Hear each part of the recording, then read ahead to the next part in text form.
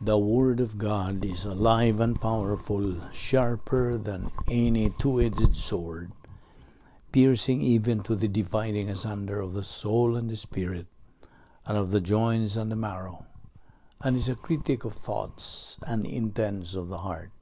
All Scripture is God-breathed, and is profitable for doctrine, for reproof, for correction, for instruction in righteousness, that the man of God may be mature, thoroughly equipped unto all good works. Study to show thyself approved unto God, a workman that needeth not to be ashamed, rightly dividing the word of truth. So then, just as you receive Christ Jesus as Lord, continue to live your lives in Him, rooted and built up in Him, strengthened in the faith as you were taught, and overflowing with thankfulness. Preach the word. Be ready in season and out of season. Reprove, rebuke, exhort with great patience and instruction. For the time will come when they will not endure sound doctrine, but wanting to have their ears tickled, they will accumulate for themselves teachers in accordance to their own desires, and will turn away their ears from the truth, and will turn aside to myths.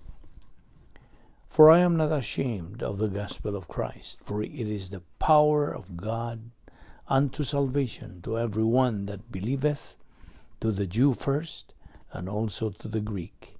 For therein is the righteousness of God revealed from faith to faith, as it is written, the just shall live by faith. Your word is a lamp unto my feet and a light unto my path. And the gospel must first be preached to all the nations. Behold, the days come, saith the Lord God, that I will send a famine in the land, not a famine of bread, nor a thirst for water, but of hearing the words of the Lord. Sa dili pa kita magapadayon sa tuon sa pulong sa Dios nining adlaw, kinahanglan alang kanimo, fellow believer, sa hingalan sa imong mga sala nga imong nabuhat ning adlaw. 1 John 1:9 says, if we confess our sins, God is faithful and just to forgive us our sins and to cleanse us from all unrighteousness. Ug alang kanimo higala nga dili pa Kristohanon, dapit ka na imong gamiton ka na imong kaugalingong kabubuton, your free will, sa paghimog desisyon, sa pagdawat, pagtuo kang Kristo, ingon nga imong manuluwas. Acts 16:31 says, believe on the Lord Jesus Christ, and thou shalt be saved. Musa sa hilom, magampo ta.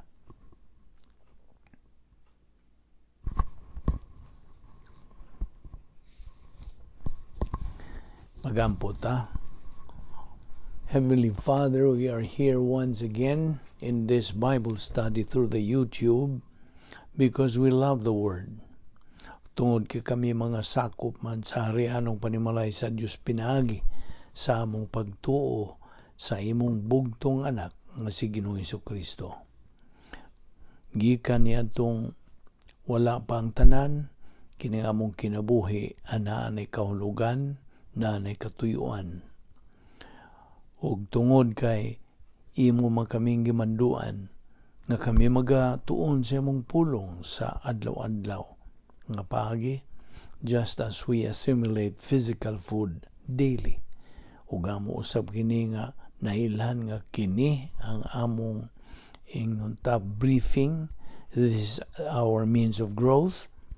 This is the means of glorifying the Lord Jesus Christ.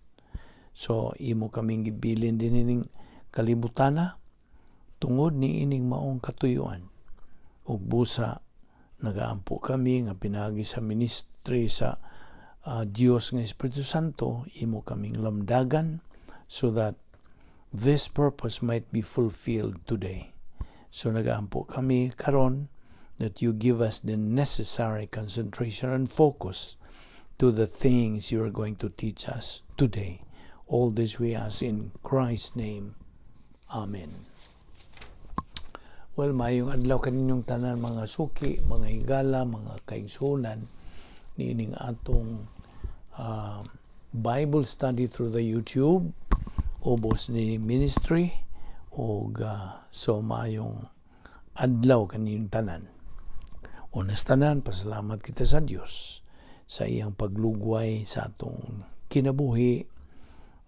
Our life is still extended, na kita karong adlaw, buhi pa, nagaginawa pa, o lantip nga itong pangisip, o may panglawas. I hope ikaw na as may panglawas, o busa salamat sa Dios. O kini ang atong pangaliw po ang ito kaniya nga hatagan kita maayong pagpanabot ni pinagi sa pagahom sa Espiritu Santo. So karong adlaw padayon kita sa atong hilisgutan nga giuluhan og the dynamic spiritual life of believers. Kaning mabulukon nga espirituhanong kinabuhi sa mga magtotoo. Padayon kita. Now, unas tanan, kitang mga magtotoo, dili na gyud ni angay natong hikalimtan nga kita gimanduan sa Dios diha sa 2 Pedro 3:18 nga patun-on kita siyang pulong sa adlaw-adlaw nga paagi, that we have to study God's word to acquire the knowledge and the grace of our Lord and Savior Jesus Christ adlaw-adlaw. Kay kini ang paagi nga kita makakabot sa atong common goal as Christians nga mao ang spiritual maturity. Now, talking about Christian maturity or spiritual maturity, which is our common goal, there is no shortcut to Christian maturity. Wala. You are going to have self-discipline. Kini atong pagpadayon sa pagtuon sa pulong sa Dios nang ginahanglan kini og pagpantun sa atong kaugalingon aron sa pagtuon sa pulong sa Dios o pagdawat niya na, pagtuon niya na o paggamit na niya na sa adlaw-adlaw. Remember ang memory aid, Operation SLA. Ano sa ito na Operation SLA? Study, learn, apply. Study, learn, apply. Now, kini mabuhat lamang ubos kini sa ministry of your right pastor teacher. Okay? Kay ang pastor teacher nining panahon sa simbahan, mao kana ang ingnon ta extant nga function nga maoy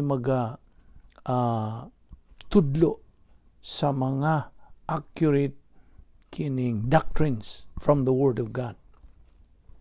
O kining maong pastor teacher, mao bitaw nang duha ka na hyphenated ka ng pastor teacher, pastor magtutudlo, kay ang pastor gikinahanglan gisiyang mutudlo. Okay? He must have that gift.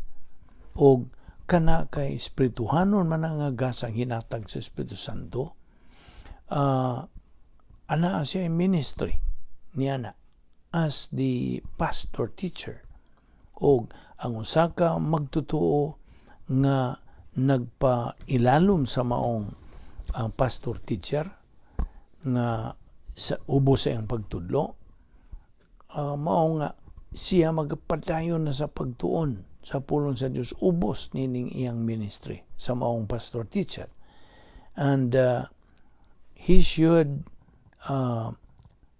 ingnon ta discern, kinahanglan siya makaila nga kanang maong pastor teacher mao gyud ang tukma niya nga pastor magtutudlo. Now ang buluhaton sa pastor magtudlo, his job is to teach you the procedure. Now, kung dili siya magatudlo sa procedure of the Word of God, he's not doing his job. Wa siya function sa iyang iyang trabaho. You see? So, akong balikon, if he is not teaching the procedure of the Word of God, he is not doing his job. By the way, ang spirituality o maturity, lahi ni sila. They are two different things. Spirituality and maturity are different things. Spirituality is the word for being filled with the Holy Spirit.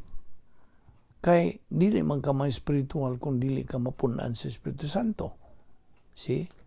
Ug ang maturity is the word for being filled with the Spirit. Plus, na pagidugang, metabolization of God's Word. So, ang maturity, mao kini ang pudong for being filled with the Spirit. Plus, metabolization of God's Word. Whereas ang spirituality is the word for being filled with the Holy Spirit. Diha ang diferensya. Growth and maturity as a Christian takes more than just being filled with the Spirit. Ang pagtubo o ang pagkahamtong ingon nga Kristohanon takes more than just being filled with the Spirit. It takes learning and applying doctrine, or learning and applying the Word of God ubos sa ministry sa ministry sa Holy Spirit, under the ministry of the filling of the Holy Spirit. So then, there is a definite difference na ay kalahian tali sa spiritual Christian o sa spiritually mature Christian. Kasabot ka? Okay. Ang usa ka espiritual nga Kristohanon nagapuyo diya sa sod sa iyang puluyanan, the royal palace, the operational divine dynasphere. He is filled with the Spirit nga nagatuman siya sa protocol, precisely correct procedure kanang protocol, the protocol plan of God. Mo kanibut pasabot sa protocol, precisely correct procedure. Now, ang usa ka hamtong nga Kristohanon, hamtong Espirituhanon, ang inunta sa in English, spiritually mature Christian, kini napunan siya sa Espiritu Santo. At the same time, nagapuyo siya sud sa operational divine dynasphere, nagatuman siya sa protokol nga plano sa Dios, nagakinabuhi siya ubos sa gitawag o faith rest life. Ubos sa faith rest, okay, pagtuo nga nagdala og kapahulayan. Kini mo ang matang sa kinabuhi nga iyang gikinabuhi. Unya, mental attitude and lifestyle, spiritually self-sustaining, makabarog na siya sa iyang kaugalingon, spiritually, o mahimo na siya nga dangerous person. Nga naman. Puno naman siya sa doktrina. Dangerous na siya sa kalibutan o sa mga alalay ni Satanas. He is dangerous person. He is as good as God is good. He is a producer of divine good works.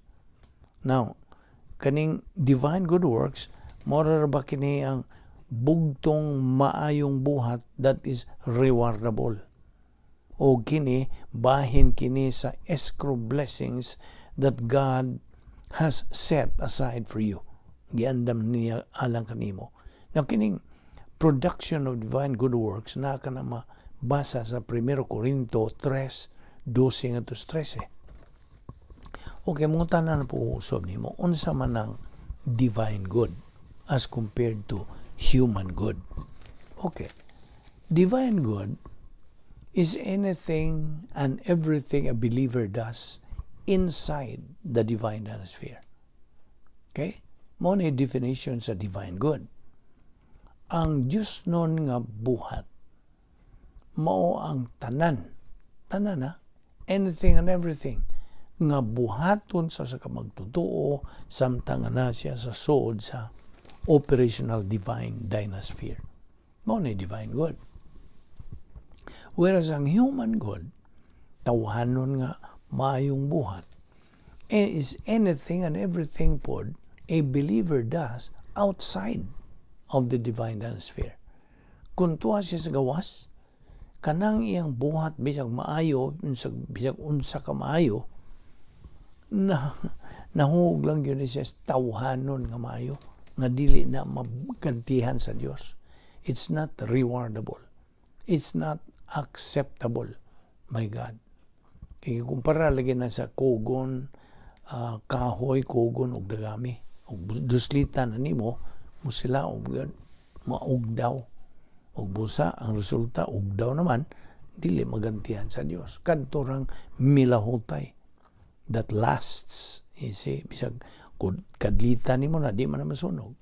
Kaya unsa, kana bulawan, pilak, ug mahalong mga bato.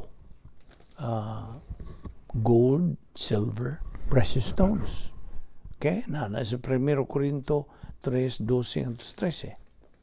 Now, kining escrow blessing, turagong tukbilog gamay kining escrow blessings.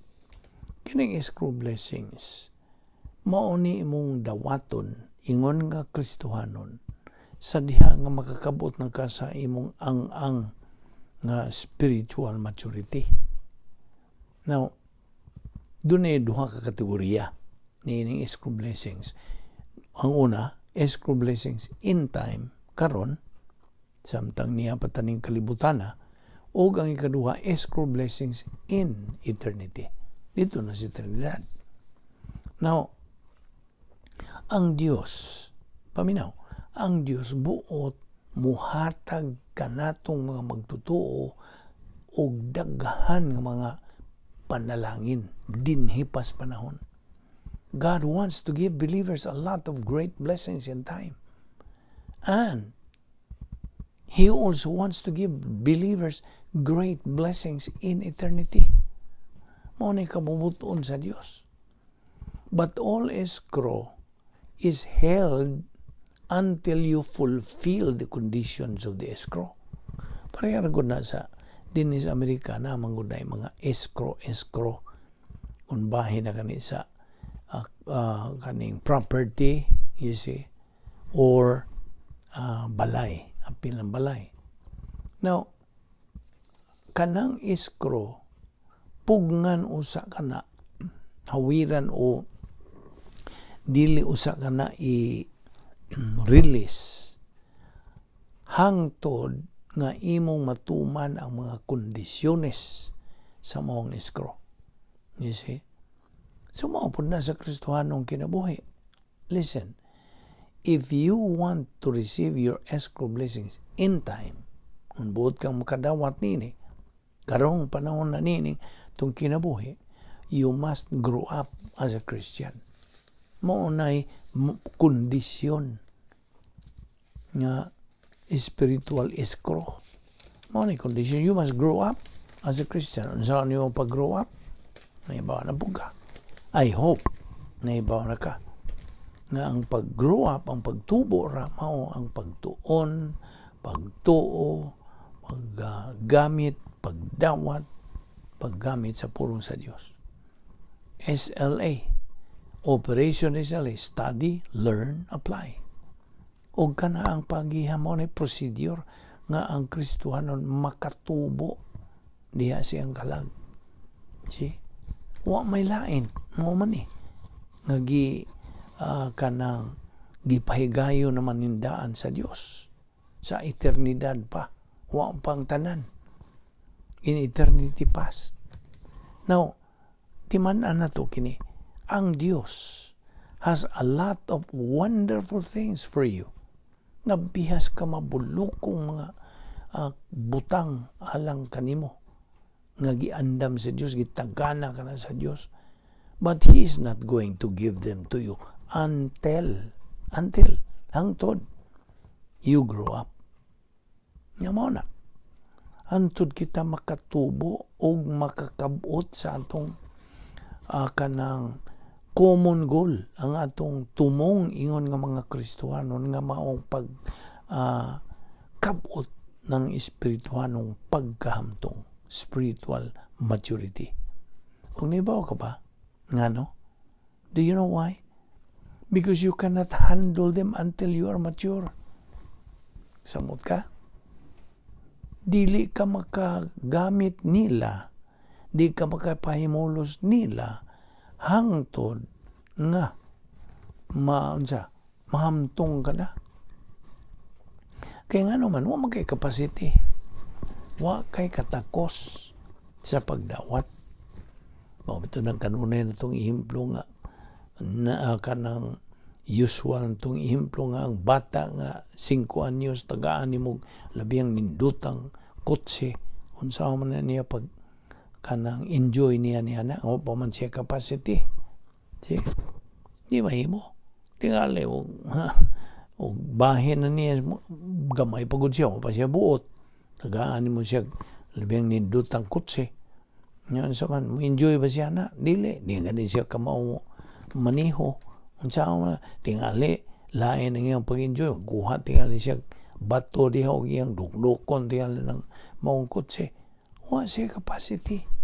Maupod na itong mga Kristohanon.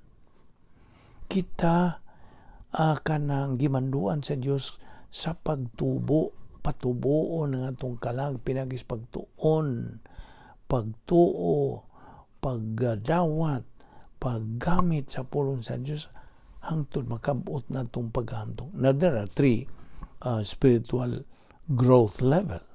Una nini, baby believer, bata ka pang masuso, brephos. Okay? So ang imong kanon, imnon, di pagkamukaon, kaya pa man kay ngipon. Ang imong imnon, gatas, milk. Muna ang mga basic doctrine sa pagtulunan sa pulong sa Dios. Basic. Kaya di pa man ka makasugakod, pagsabot nga ng mga advanced ng mga doktrina. So sige to, hangtod makabot na nimo ikaduha nga level nga mao ang unsa, adolescent believer ka na. Na bayong-bayong ug laki ka, o dalagita ka na, ug bahay ka ba? I mean, ato nagitandi sa physical nga itong kahimtang. So, the second spiritual level, growth level, is adolescent. Padayon, hala, sige, tuon gyapon. Hangtod makabot na nimo ang ikatulo. Nga mao na ni kinatumyan nga spiritual maturity. Nga hamtong ng imong kalag, na hamtong ka spiritually, na mao ka na ang nga diin ana kay katakos. Sabot ka? Na kay katakos. Di na bata, kay tuwa naman ka, hamtong ka naman. So, anang dapita ang Dios mo tan-aw nimo, og naibaw na siya tungod siyang pagka-omnisciente nga ikaw na katakos mudawat sa iyang mga panalangin. You see? Inig buo na sa panalangin sa Dios diha sa grace pipeline, tubo sa grasya, iyang ibubo diha, iyang ihog diha sa tubo nga diin ang sangkuan niya na dili kay well, of course ikaw man ang natungnan, apan ang tumong gyud niya ng mao nga panalangin mao ang pagkamatarong sa Dios nga naa na diha nimo. Nakasabot ka? Gisuluban naman kag pagkamatarong sa Dios niya itong higayon nga imong gidawat sa Kristo nga imong manluluwas. So ang panalangin sa Dios iyang ipadahili diya sa tubo sa grasya, grace pipeline, ug adto ka na mahog diha sa pagkamatarong sa Dios nga naa diha kanimo. I hope na klaro nimo na. So therefore, gikinahanglan nga motubo kita aron kita may katakos na to handle them nini mo mga panalangin. See?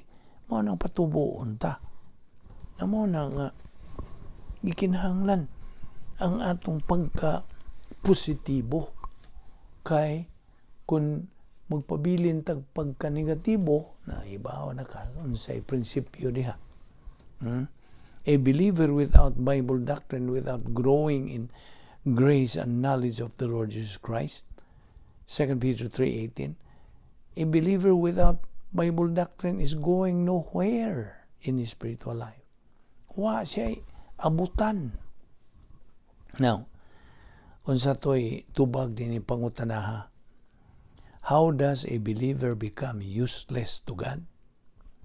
Unsaon sa usa ka magtutuo nga mahimo siyang wepos ngadto sa Dios? Unsaon niya? Ang tubag? By being negative to Bible doctrine. Pag negatibo, wa kay gana, wa kay kaibog, wa kay kaikag, wa kay tinguha, wa kay gana, way panahon sa pagtuon sa pulong sa Dios, you become useless to God. Murag bugat kayo ng maong statement, no?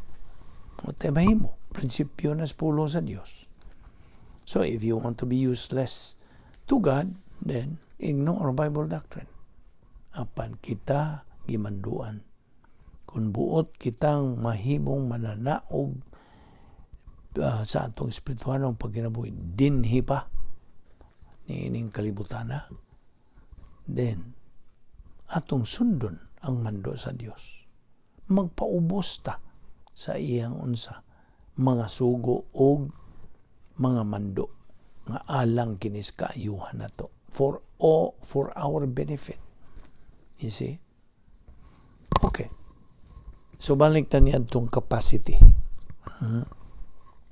Can you imagine giving a baby $1 million? $1 million yung tagahan ng bata. What do you think would he do with it? At saka hiyang buhaton. Well, he would tear it to shreds.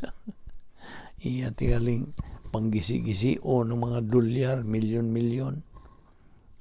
Tingali, he would poo-poo all over it. Nobody would be able to spend it. Yeah? Nobody would be able to spend it. Wala. Wala siya mahimo kay wa man siya yun sa capacity, wa siya katakos. God does not bestow blessings on you until you grow up and have the ability to handle them. You see? I hope na sil-sil na nimo. Kay kini mahinungdanon kayo. Very, very important. And in fact, it's very critical to a believer. Kini nga itong isugutan, mahitungod kini capacity. Katakos. Naibaw ka nga, no?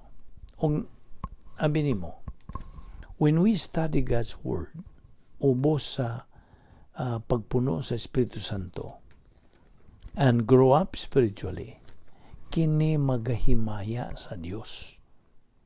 Sabtana pagayo. As we learn God's Word, we begin to make good, clear decisions in life. Magkanam. Samtang ikaw magapadayon sa pagtuon sa pulong sa Diyos, magkausab ang imong pananaw sa kinabuhi. You can begin to make good, clear decisions in life that results to what? A pleasant, beautiful, unique, sophisticated nga pagkinabuhi nimo. Kaya nga naman, na ipikto sa pulong sa Dios. Remember Hebrews 4:12. The Word of God is alive and powerful, sharper than any two-edged sword. So, good thinking. Magkabutan nimo ang good thinking, o kining good thinking mo resulta og good decisions. Usta? Og ang good decisions, of course, that glorifies the Lord Jesus Christ. Magahimaya kang Ginoong Jesucristo. If we reduce the Christian life to its utmost simplicity, sa iyang ubusan yun, it is making good decisions every day based on what the Bible says. That is all there is to it. Mao na. Now, unsa gisulti sa James 1:12. Blessed are those who persevere under trial, because when they have stood the test, they will receive the crown of life that God has promised to those who love Him. Nang naghisgutan niya atong gisingit ni tungod kay unsa dili sayon pod kining imong pagsunod niini. Kay kanang it needs effort o unsa ang imong pagkapositibo. Okay? We have to persevere. O kini magakaanam kini og kaklaro nimo as you go along sa imong pagtuon sa pulong sa Dios nga mauna na imong priority. You see? Okay, niya ay mga punto atong dadon diha nimo. Ang positibo nga kabubuton, kay by the way, kini kung atong kaugalingong kaubuton, volition sa in English, dunay duha ka bahin. Ang left lobe ug ang right lobe. Ang left lobe, ang wa nga bahin niini, mao nay tigdungog. The hearer lobe. Okay? Whereas ang right lobe, ang tuo nga bahin sa atong utok, okay? Mao ang doer lobe. Ako malikon, left lobe is the hearer lobe, right lobe, the doer lobe. Now, kining atong kabubuton, okay? Na ay duha ka poles, P-O-L-L. Okay? Duha ka kanang inunta kining attitude. Okay? Imong pagtagad. Okay? Na ay positibo. O kadang positibo mo yung kag oo. O ang negatibo mo yung kag dili ko. Okay? So, ipagamit na sa Dios nato. Kay na may mga kining kalibutan na gud puno ning mga stimuli ang plural. Ang stimulus, pag-aghat, pag-agda. Okay? Now, okay. Kung bahin na ganis pagtuo, okay? Kining positibo nga volition, positibo nga pole sa imong kaubuton, mao ni ang maga-motivate sa pagtuo. Mao ni magadasig sa pagtuo. It is the motivator of faith. Whereas ang negative volition, mao kini ang demotivator o suppressor sa pagtuo. Negative volition is the demotivator and suppressor of faith. Whereas ang positive volition is the motivator of faith. Okay?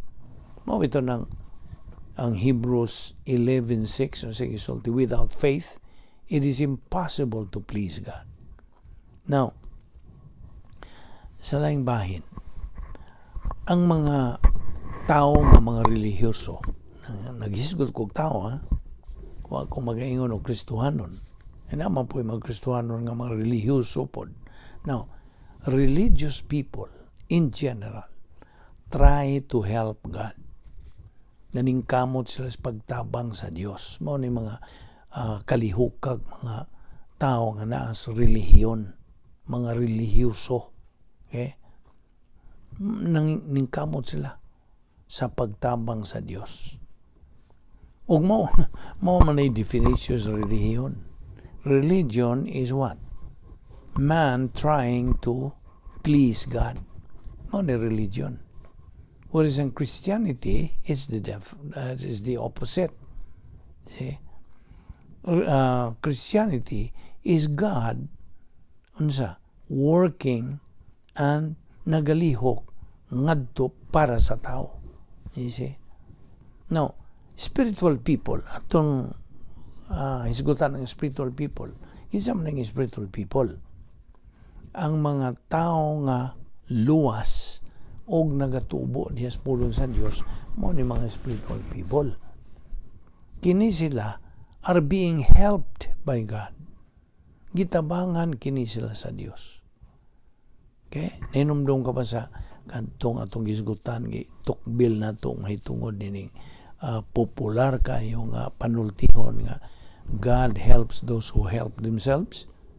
Diba ito naman ang gituki sa miyaging panag-uban na to? God does not help those who help themselves. Ang labing tinuod, God only helps those who are helpless, who are useless, nga wa sila mahimos lang kaugalingon, og sila nagpaubsanon, mapaubsanon. Nomdong ka sa prinsipyo, the way up is the way down. See, God promotes the humble but demotes the proud. Mga prinsipyo na sa pulong sa Dios. So kini mga spiritual people, kini sila nagatubo sa pulong sa Dios, nagmapaubsanon, nagmatinumanon sa pagsugot, pagtuman sa mando og sugo sa Dios. Kini gitabangan sa Dios. Maura ni tabangon sa Dios sa ilang pagkamapaubsanon. You see? Dili sila mapahitason, mapaubsanon kanunay sila. They are humble. They are grace-oriented. Therefore, these people are the ones being helped by God. Whereas katong religious people, nga mga kanang they consider themselves as righteous, mo ningingan lang self-righteous people, mga tao ni sila nga unsa matarong sa kaugalingon. They are religious people. They try to help God. You see the difference? Okay, adto ta sa mga magtotoo. Duha ka klase, karnal o spiritual. Kining karnal nga mga magtotoo, ani sila niining musunod. Minus H, ninumdum kaon sa tong minus H. Minus H. Si ang ilang kalipay nag-aagad lang sa tao, lugar, mga sirkumstansya. Okay? Mga sirkumstansya.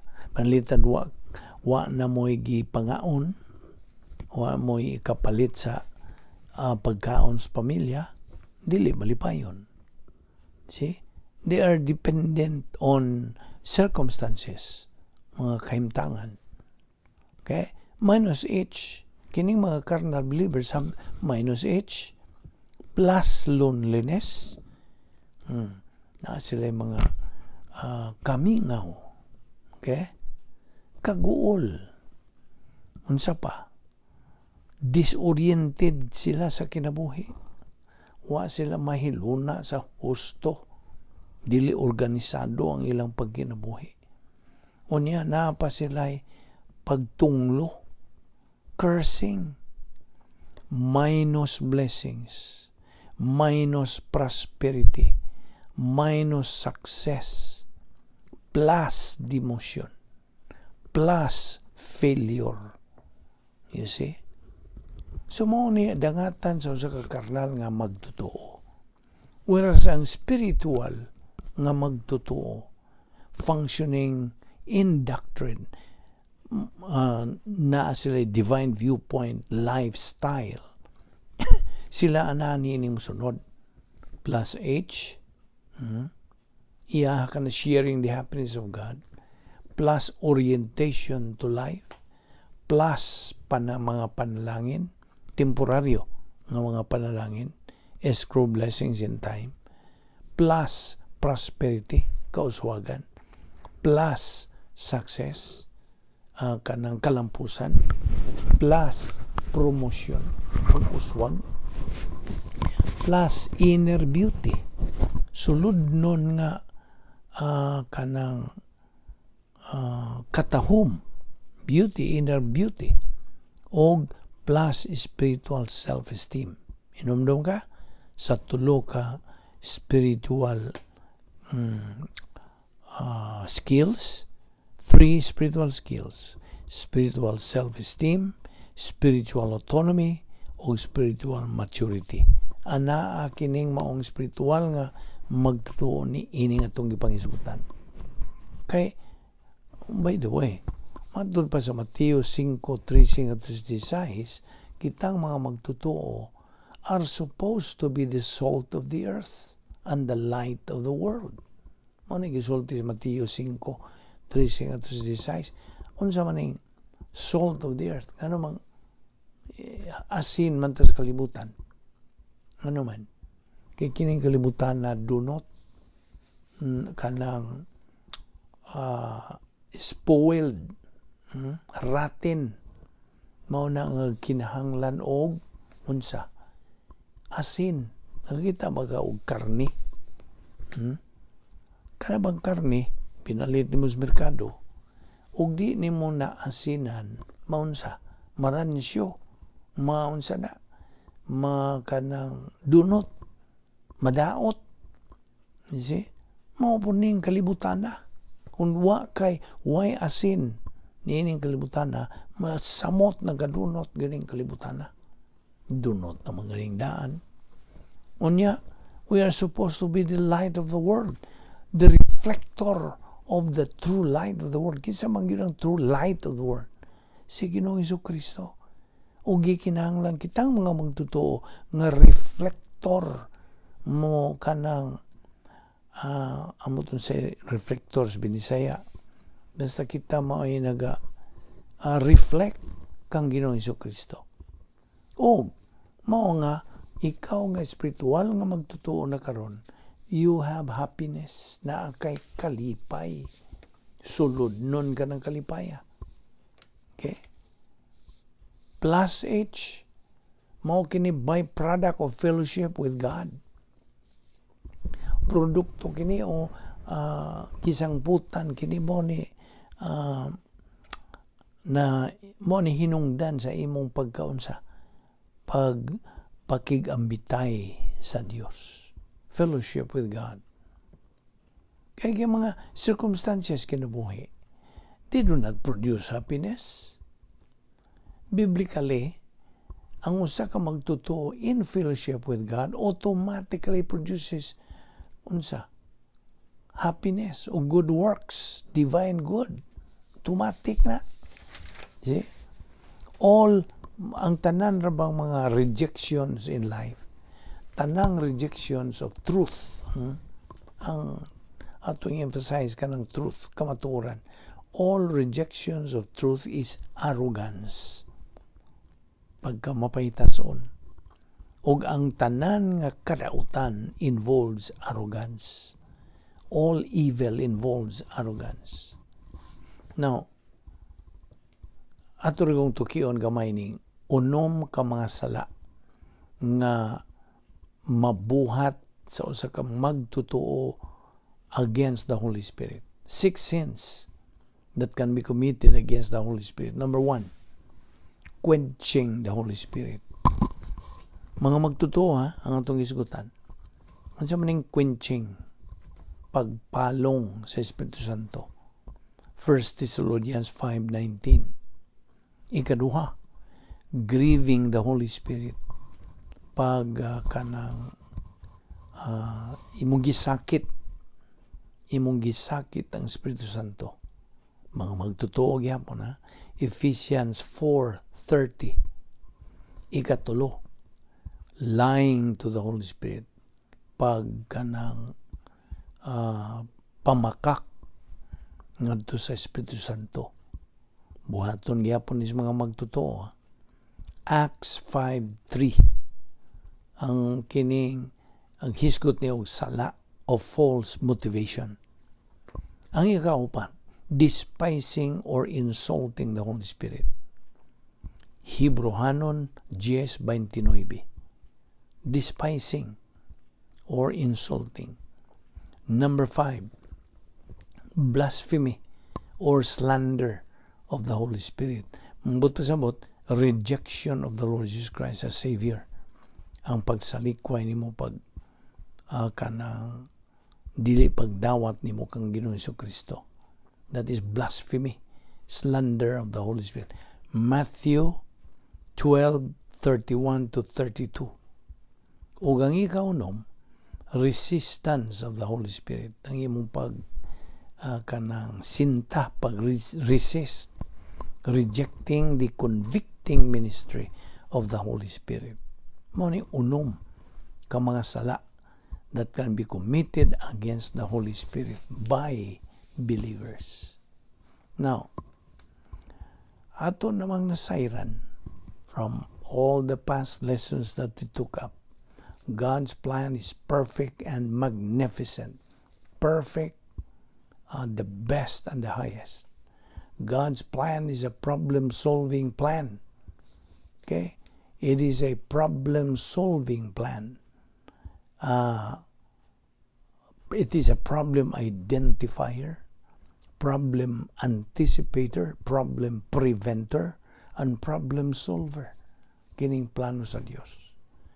Now, timan-an na to nga ang kalampusan sa usa ka magtotoo in the application of doctrine, kini mo resulta in quadruple blessing from God.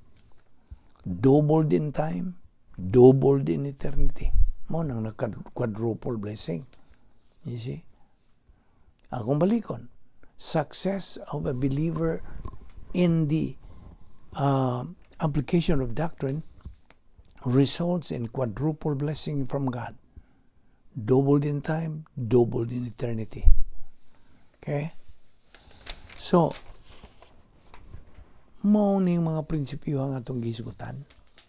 Wherever a member of the human race needs knowledge about God, God will provide information. Prinsipyo gyapon kini nga sa diha nga mahibaw-an sa pagkaomnisiyente sa Dios nga naay tao nga nanginahanglan og kahibalo bahin kaniya, bahin sa Dios.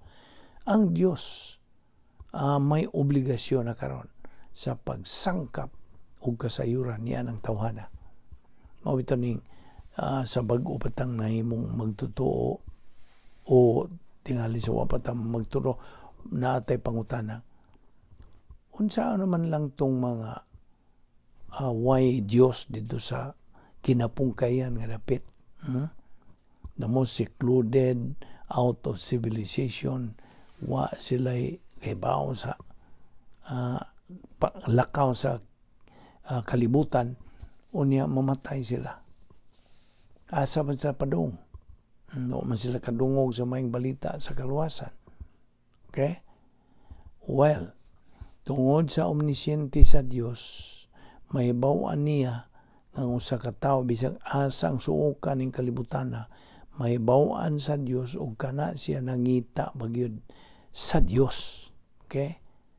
Is he really seeking? Kay naman Jeremias 29:13, you will seek me and find me if you will search for me with all your heart. So, kung tinuray mangita ng tawhana, mangita sa Dios, ang Dios maobligar sa pagpadag yung information o kasayuran kanang tawhana bahin sa Dios. Okay? Diya bitaw akong ihatag ni mong ihimplo pananglitan ng mga uncivilized o wagyoy Dios sa usa ka secluded na gyud tuwa na gyud kinapungkayan. Okay? Kana ang omnisciente sa Dios nasayod kung kini kana kanang mga tawhana nangita bagyod tinuuray kaniya ug kadtong pinpoint na gyud sa Dios nga tungod sa iyang pagka-omnisciente may bawa niya nga kani tinuuray nangita nako obligasyon sa Dios nga mopadag kasayuran. So wa man lagi mga unsa na out of civilization ba sila. Okay, tingali ipaagi sa Dios nga naay aeroplano diyang mulabayon niya mahog tong iyang ang track, religious track mahog dito sa iyang dapit itong tawhana siya kanang papila mo tugdon unya pagbasa niya tumuo ka kang Ginoong Hesus ug ikaw maluwas. Believe on the Lord Jesus Christ and thou shalt be saved. Nakaroon mo tutubang sa Dios. Kaya nangita man siya sa Dios. Karon tanawon sa Dios kung positibo siya o negatibo. Yan tong iyang stimulus. Manamusod na pong stimulus. Stimulus man na. So, pagbasa niya ng tawhana, nga nangita sa Dios, mayon siya, ani ara ang tubag. Okay? Mutuo ko kang Ginoong Hesus, ug ako maluwas di ay tungod nining kanang pulong sa Dios. So, luwas ng tawhana. Hindi kamatayan to siya sa langit. Apan kadtong negatibo, nakabasa siya, nangita malagi siya sa Dios. Pagbasa niya na itong tract na nag-ingon nga, believe on the Lord Jesus Christ and thou shalt be saved. Ngayon siya, adi ko to na. Ang iyang tubag negatibo, then, dili siya luwas. Mamatay siya nga way kaluwasan. Adto siya sa linaw sa kalayo. See? Jeremiah 29:13. O atong giingon na bitaw ni kining may tungod dining ambo to sa binisayaw heathen, di ba irihis? Ino na to irihis. Heathen are heathen. Not because they don't know that God exists, they just reject. They just reject that God. Isalikway lang nila. Okay. So, dinhi lang una kita kutob sa atong pag-tuki nining bahina. O atong ipadayon kiniugma sa dugang yung mga pagtulunan. Okay. Gidapit ka sa pag-uban o pagsubay ning atong Bible study through the YouTube under the Balbido Evangelistic Ministry. Salamat sa iyong pag-uban. Mag-aampo kita. Amahan na mga Diyos, nagapasalamat kami kanimo sa imong pagtudlo kanamo og dugang yung mga pagtulunan nga sarang namo magamit sa among adlaw-adlaw ang panginabuhing Kristohanon. Salamat ninyo Diyos, uban ni kami sa pagbugbuwang, ilikay kami sa mga kabilinggan, dada kami ning dapita sa makaunsa pa ugma, aron kami makapadayon sa pagpaminaw o katon sa imong mga pulong. Kintanan na mong ipasalamatan sa ngalan ni Ginoong Hesukristo. Amen.